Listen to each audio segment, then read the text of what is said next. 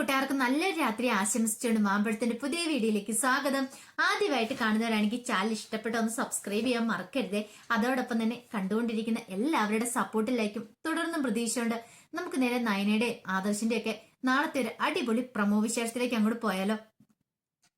കഴിഞ്ഞ ദിവസം നമ്മൾ കണ്ടു നന്ദുവും ഗോവിന്ദന് നവ്യയുടെ വളകാപ്പ് ചടങ്ങിനായിട്ട് അനന്തപുരിയിലേക്ക് വരുമായിരുന്നു. ഈ സമയത്ത് അമ്പിയും ജലന് സിറ്റ് ഔട്ട് തന്നെ ഉണ്ടായിരുന്നു.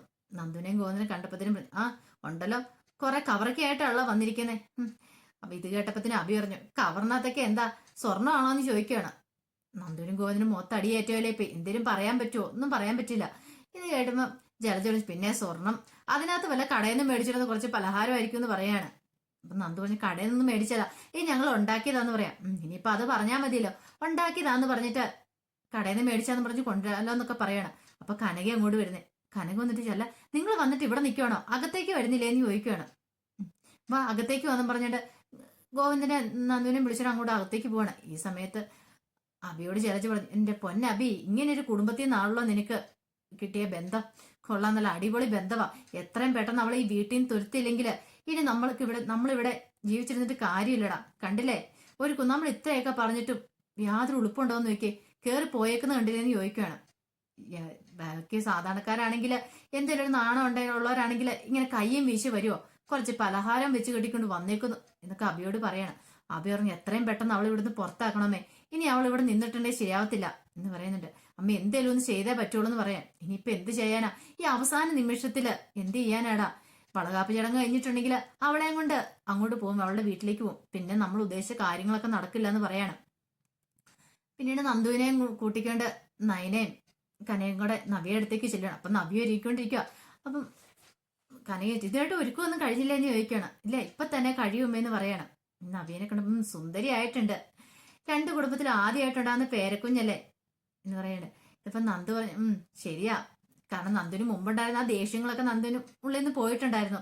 പ്രഗ്നന്റ് ആണല്ലോ, അപ്പൊ ഒരു കുഞ്ഞാവ് വരാൻ പോവാണ്. ആ ഒരു സന്തോഷം നന്ദുവിന് മുഖത്തും കണ്ടു. പക്ഷെ ഈ സമയത്തൊക്കെ നായനയുടെ ഉള്ളിൽ വല്ലാത്തൊരു ആദ്യമായിരുന്നു. എന്റെ ഭഗവാനെ, ഇവരൊക്കെ എത്രമാത്രം സന്തോഷത്തിലായിരിക്കുന്നേ.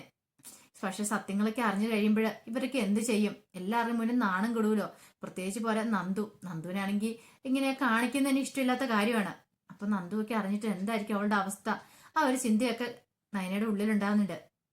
പിന്നീട് പറഞ്ഞു, അതെ, നീ അങ്ങോട്ട് വരുമ്പോഴത്തേനും ഞാൻ ഗോവിന്ദനോട് പറഞ്ഞിട്ടുണ്ട് ജനലിലെല്ലാം നന്നായിട്ട് വല മേടിച്ച് അടിക്കണമെന്ന്. കാരണം പല്ലിയും പാറ്റയൊന്നും കയറാതിരിക്കാൻ വേണ്ടേ. നവിക്ക് പല്ലീനെ പാറ്റേനെ പേടിയാന്നുള്ള കാര്യം അറിയാം. കഴിഞ്ഞ ദിവസം ഒരു പല്ലീനെ കണ്ടതിന്റെ പേരിൽ എന്തൊക്കെ പുകിലുകളുണ്ടായത്. അതുകൊണ്ട് അതൊക്കെ അടിക്കാൻ ഞാൻ പറഞ്ഞിട്ടുണ്ട്. പിന്നെ നീ വീട്ടിൽ വന്നു കഴിയുമ്പോഴത്തേനും നല്ല ഫുഡ് ഉണ്ടാക്കി തരണം. ഇനി കുറച്ച് നാളും കൂടി അല്ലേ ഉള്ളൂ കുഞ്ഞാവ് വരാനായിട്ട്. അത് മാത്രമല്ല, നല്ല ഹോസ്പിറ്റലിൽ തന്നെ കൊണ്ടുപോകണം. എത്ര പൈസ ചെലവായാലും കുഴപ്പമില്ലെന്ന് പറയാം. ഇത് കേട്ടെന്ന് നവ്യ പറഞ്ഞു, അതിന്റെ ഒന്നും ആവശ്യമില്ലമ്മേന്ന് പറയാണ്. പിന്നെ ആവശ്യമില്ലാതെ അത് അത്രയും പൈസയൊക്കെ ഉണ്ടോ? പൈസയൊക്കെ എങ്ങനെ ഉണ്ടാക്കിക്കോളാം, അതോർത്ത് നീ പേടിക്കണ്ടെന്ന് പറയാണ്. നയനയ്ക്കാണ് വല്ലാത്ത സങ്കടമായിപ്പോയി. അമ്മയൊക്കെ എന്തുമാത്രം പ്രതീക്ഷയില, എന്നിട്ട് പോലും ചേച്ചി ഒരു വാക്ക് പറയുന്നില്ലല്ലോ താൻ ഗർഭിണിയല്ലെന്നൊക്കെ. ഇത്രയും പ്രതീക്ഷയോടെ കാത്തിരുന്നിട്ട് അവർക്ക് അവസാനം സങ്കടമുള്ള ചേച്ചി കൊടുക്കാൻ പോന്നേ. ഇതൊക്കെ നയനയ്ക്കാണെങ്കിൽ ഇപ്പൊ തന്നെ വിളിച്ചു പറയണമെന്നുണ്ടായിരുന്നു. പെട്ടെന്ന് നയന പറഞ്ഞു, അമ്മ അത്ര വലിയ സ്വപ്നങ്ങളൊന്നും കാണണ്ടെന്ന് പറയണം. അതെന്താ പറഞ്ഞേ അങ്ങനെ പറഞ്ഞേ? എന്താ, എനിക്ക് എന്റെ പേരക്കുഞ്ഞ് വരുമ്പോ എനിക്ക് പല സ്വപ്നങ്ങളൊക്കെ ഇല്ലേ, ആദ്യമായിട്ട് വരുന്ന കുഞ്ഞല്ലേന്ന് ചോദിക്കുകയാണ്. അതല്ലമ്മേ ഞാൻ പറഞ്ഞേ. പെട്ടെന്ന് നവി പറഞ്ഞു, ഇനിയിപ്പം അമ്മയുടെ അച്ഛനും കഷ്ടപ്പാട് കൊണ്ടോണ്ടായിരിക്കും അവൾ അങ്ങനെയൊക്കെ പറഞ്ഞേ, അമ്മ ഒന്നും കാര്യമാക്കണ്ടെന്ന് പറയാണ്. നയന എന്തേലും വിളിച്ചു പറയോ എന്നൊരു പേടി ഉണ്ടായിരുന്നു നവിയുടെ ഉള്ളില്. പിന്നീട് നയനോട് അതങ്ങോട്ട് കൊടുക്കാൻ പറയാണ്. അല്ല എന്താ അമ്മേ? പെട്ടെന്ന് നയന അങ്ങോട്ട് നവിയുടെ കയ്യിലേക്ക് കൊടുക്കണം. ഇതെന്താ അമ്മേ നിൽക്കണം? അതെ, വലുതായിട്ടൊന്നുമില്ല, ചെറുതായിട്ട് ഒരു 2 ഗ്രാമിന്റെ ഒരു കമ്മല, ഇതേ ഞങ്ങളെ കൊണ്ട് തരാൻ പറ്റുള്ളൂ. വളകാപ്പൊക്കെ അല്ലേ, അപ്പൊ എന്തേലും തരണ്ടേന്ന് ചോദിക്കാം. ഇതെന്ത് വർത്താനം അമ്മ പറയണേ? ഇവിടെ എനിക്ക് ഇഷ്ടം പോലെ ഉണ്ട്, പോരാത്തിന് മുത്തശ്ശിയും തന്നിട്ടുണ്ട്, ഇഷ്ടംപോലെ ആഭരണങ്ങളൊക്കെ തന്നിട്ടുണ്ട്. അതിന്റെ ഇടയ്ക്ക് ഈ ചെറിയ സാധനം ഇത് വേണോ അമ്മേന്ന് ചോദിക്കണം. നയനയുടെ മുഖം കൂടെ മാറി. നയനോട്, ചേച്ചി ഒരു കാര്യം വിചാരിക്കുന്നത്, ഇതിന്റെ വലിപ്പത്തിലല്ല കാര്യം, ആ തരുന്ന അമ്മയുടെ ആ മനസ്സുണ്ടല്ലോ, ഇതുണ്ടാക്കാൻ വേണ്ടി അവരെത്രമാത്രം കഷ്ടപ്പെട്ട് കാണും, ആ ഒരു ചിന്ത ചേച്ചിക്ക് ഉണ്ടോന്ന് ചോദിക്കുകയാണ്. പെട്ടെന്ന് അല്ല, ഞാൻ അങ്ങനെയൊന്നും ഉദ്ദേശിച്ചില്ല, എനിക്ക് ആവശ്യത്തിനുണ്ടല്ലോ അതാന്ന് പറയണം. മനസ്സിലായെന്ന് പറയണം. കനക പറഞ്ഞു, ശരി ശരി, ഇനി ഇവിടെ നിൽക്കണ്ട, വാ, സമയം നമുക്ക് എല്ലാവർക്കും കൂടെ പോകാന്ന് പറയണം. പിന്നീട് വളകാപ്പ് ചടങ്ങ് നടക്കുന്നിടത്തേക്ക് നവ്യേനും കൂട്ടിക്കൊണ്ട് കനകയും നയനയും എല്ലാരും കൂടെ ചെല്ലുവാണ്. നയനയുടെ ഉള്ളിൽ ഒരു പേടിയും പതർച്ചയൊക്കെ ഉണ്ട്. എന്റെ ഭഗവാൻ, ഈ ചടങ്ങൂടെ കഴിഞ്ഞ് നവ്യേച്ച് എങ്ങനെയും വീട്ടിലേക്ക് പോയാലൊരു സമാധാനം ആവുള്ളൂ. ഇവിടെ എങ്ങാനും വെച്ച് പിടിച്ചിട്ടുണ്ടെങ്കിൽ എന്ത് ചെയ്യും, അങ്ങനെ ഒരു ചിന്തയൊക്കെ ഉണ്ടാവുന്നുണ്ട്. അതുകൊണ്ട് അലങ്കരിച്ച് വെച്ചിരിക്കുന്ന ആ ചേറയിലേക്ക് അങ്ങോട്ട് കൊണ്ടിരുത്തിയാണ്. അപ്പൊ തട്ടത്തിൽ എല്ലാ കാര്യങ്ങളും എല്ലാം റെഡി ആയിട്ടുണ്ട്. അപ്പൊ മുത്തശ്ശി പറഞ്ഞു, ഇനിയിപ്പോ താമസിക്കണ്ടല്ലോ, എങ്ങ് തുടങ്ങിയേക്കല്ലേന്ന് ചോദിക്കുകയാണ്. ഈ സമയത്ത് നയന ആദർശനെ നോക്കി. ആദർശൻ എവിടെയും കാണുന്നില്ല. ആദർശൻ ഇത് എവിടെ പോയി, ഇവിടെ കാണാണല്ലോ എന്ന് ഓർക്കുന്നുണ്ട്. അബിയാണ് ആകെപ്പാടെ ടെൻഷൻ അടിച്ചിരിക്കുകയാണ്. എല്ലാ കാര്യങ്ങളും കൈവിട്ടു പോയി. ഇനിയിപ്പൊ തന്നെ കൂടെ ഒന്നും ചെയ്യാൻ പറ്റത്തില്ല. വളകാപ്പ് ചടങ്ങ് കഴിഞ്ഞ ഉടനെ അവളെയും വിളിച്ചോണ്ട് അവളുടെ വീട്ടിലേക്ക് അവളുടെ അമ്മ പോവും.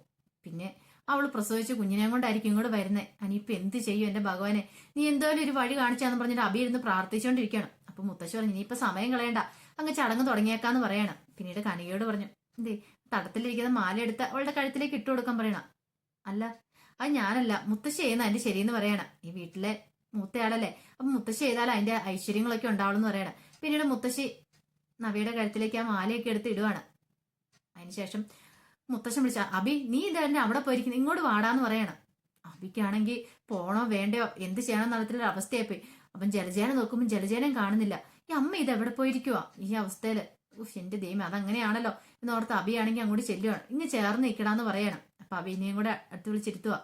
പിന്നീട് മുത്തശ്ശൻ പറഞ്ഞു, അത് അങ്ങോട്ട് കൊടുക്കാൻ പറയണം. മുത്തശ്ശി എന്ത് ചെയ്യാണ്, ആ തട്ടത്തിനകത്തു നിന്ന് ഒരു വലിയ നെക്ലേസ് എടുത്തിട്ട് നവ്യയുടെ കഴുത്തിലേക്ക് ഇങ്ങ് ഇടുവാണ്. ഇതിവിടെ പതിവുള്ളതാ. ഈ തലമുറയിലെ ആദ്യത്തെ പേരക്കുട്ടിയല്ലേ വരാൻ പോകുന്നത്. അപ്പൊ ആ പേരക്കുട്ടിക്കുള്ള എന്റെ സമ്മാനമാ, എന്റെ എന്നല്ല ഈ അനന്തപുരി ഒരു സമ്മാനമാണെന്ന് പറഞ്ഞ് നവ്യയുടെ കഴുത്തിലേക്ക് ഇട്ടു കൊടുക്കാം. നവ്യക്ക് ഭയങ്കര സന്തോഷമായി. പിന്നീട് കാണിക്കുന്ന നയനയുടെ മുഖമാണ് വല്ലാതിരിക്കുകയാണ്. ഇത് കണ്ടപ്പോൾ മുത്തശ്ശിക്ക് എന്തോ ഒരു പന്തിയോട് വന്നി. മുത്തശ്ശി ചോദിച്ചു, എന്താ മോളെ, എന്ത് പറ്റി, മുഖം വല്ലാതിരിക്കണേന്ന് ചോദിക്കണേ. ഒന്നുമില്ല മുത്തശ്ശി എന്ന് പറയണേ. അല്ല, എന്തോ കാര്യമുണ്ട്, എന്തെങ്കിലും വിഷമം മോളെ കൊണ്ടുവന്ന് ചോദിക്കണേ. ഒരു കുഴപ്പമില്ല. നയനി ഇപ്പൊ കരയുന്ന മട്ടില്ല നിൽക്കുന്നേ. കാരണം ഇവരൊക്കെ എത്രമാത്രം സന്തോഷത്തോടെ നിൽക്കുന്നേ. എല്ലാം തകർന്നടിയായിട്ട് ഒരു നിമിഷം മതി. എങ്ങാനും അറിഞ്ഞിട്ടുണ്ടെങ്കിൽ ഈ വളകാപ്പ് ചടങ്ങ് കഴിഞ്ഞിട്ടുണ്ടെങ്കിൽ വീട്ടിലേക്ക് കൂട്ടിക്കൊണ്ടു പോകും. ചേച്ചിയുടെ പ്ലാൻ എന്താന്ന് പോലും അറിയത്തില്ല. പക്ഷെ അവിടെ ചെന്നതിന് ശേഷമാണ് കുഞ്ഞില്ലാന്നൊക്കെ അറിഞ്ഞിട്ടുണ്ടെങ്കിൽ ഇവരെങ്ങനെ പ്രതികരിക്കും, അതൊക്കെ ഓർത്താൻ വല്ലാത്ത ടെൻഷനാ. എല്ലാം തുറന്നു പറഞ്ഞാലോ, ഇനിയിപ്പം മറച്ചു വെച്ചോണ്ടിട്ട് കാര്യമില്ല. ആദർശനാണെങ്കിൽ തന്നെ ഭയങ്കര വിശ്വാസമാ. എല്ലാരെയും വെല്ലുവിളിക്കുകയും ചെയ്തു. അപ്പച്ചിനെ പോലും വെല്ലുവിളിച്ച് പറഞ്ഞേക്കുക, നായനെ കള്ളത്തരൊന്നും പറയില്ലെന്ന്. അങ്ങനെയുള്ള ആദർശനോട് താൻ കള്ളത്തരം പറഞ്ഞേക്കുന്നേ. ഇതെങ്ങാനും പിടിക്കപ്പെട്ടിട്ടുണ്ടെങ്കിൽ ആദ്യം തന്റെ നേർക്ക് ആദർശനെ കൈ ചൂണ്ടുള്ളൂ. തന്നെ വിശ്വസിച്ച് തനിക്ക് അറിയാവുന്ന ആദ്യം ചോദിക്കുള്ളൂ. അതൊക്കെ ഓർത്തപ്പോ നയനയ്ക്ക് അവിടെ നിന്ന് ഇറങ്ങി ഓടാനാ തോന്നിയത്. സത്യം പറയാനും പറ്റില്ല, എന്ത് ചെയ്യണം എന്നതിൽ ഒരു അവസ്ഥയിലാണ് നിൽക്കുന്നത്.